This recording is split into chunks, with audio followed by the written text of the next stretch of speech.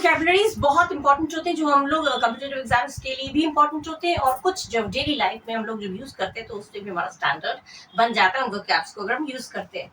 जैसे कि first paradigm, paradigm means model या पैटर्न, किसी चीज आदर्श बोल सकते हैं या फिर किसी चीज का पैटर्न, किसी चीज का मिसाल। पैटर्न बहुत अच्छा है, उसका मॉडल बहुत अच्छा है।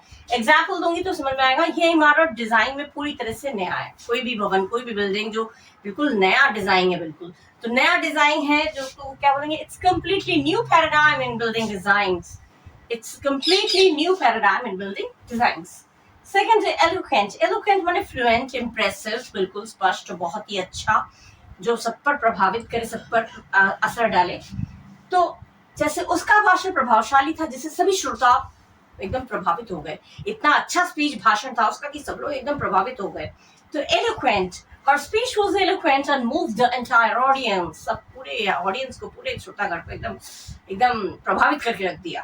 ठीक है, तो move the entire audience। यहाँ पे eloquent बहुत ही स्पष्ट, एकदम बहुत अच्छी भाषा, अपने प्रभावशाली भाषण दिया उसने, तो eloquent यूज होता है खूब।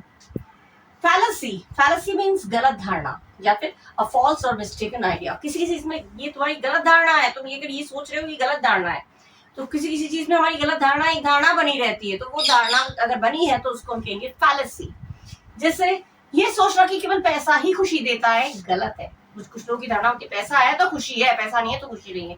No, this is a wrong idea. अगर आपको कहना पड़े किसी को तो क्या बोलेंगे? Believing that money alone brings happiness is a fallacy. ये सोचना कि केवल पैसे से ही खुशी मिलती है, ये एक गलत धारणा है। दिस इज योर फैलेसी, ये तुम्हारी गलत धारणा है। तुम ये ऐसे जो सोच रहे हो ना, ये तुम्हारी गलत धारणा है। This is completely your fallacy, ये पूरी तरह से तुम्हारी गलत धारणा है, तो दिस इज योर फैलेसी।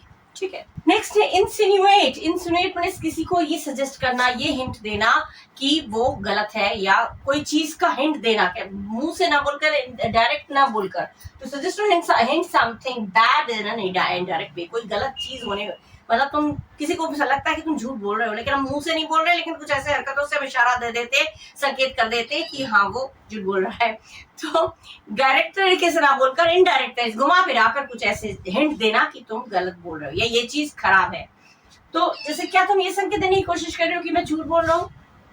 तुम ये बोलने की कोशिश कर रहे हो, ये इशारा कर, मुंह से तो नहीं बोल रहे हो, लेकिन तुम ऐसी हरकतें कर रहे हो या ऐसा मुंह बना रहे हो जिससे लग रहा है क्या तुम ये जताने की कोशिश करो या ये बोलने की कोशिश कर रहे हो कि मैं झूठ बोल रहा हूँ। तो इसके इंग्लिश में कैसे बोलेंगे? Are you trying to insinuate that I'm lying? Are you trying to insinuate that I'm lying? कितना स्टाइलिश लगता है। और अच्छा लगे तो लाइक करिएगा, सब्सक्राइब करिएगा। Thank you.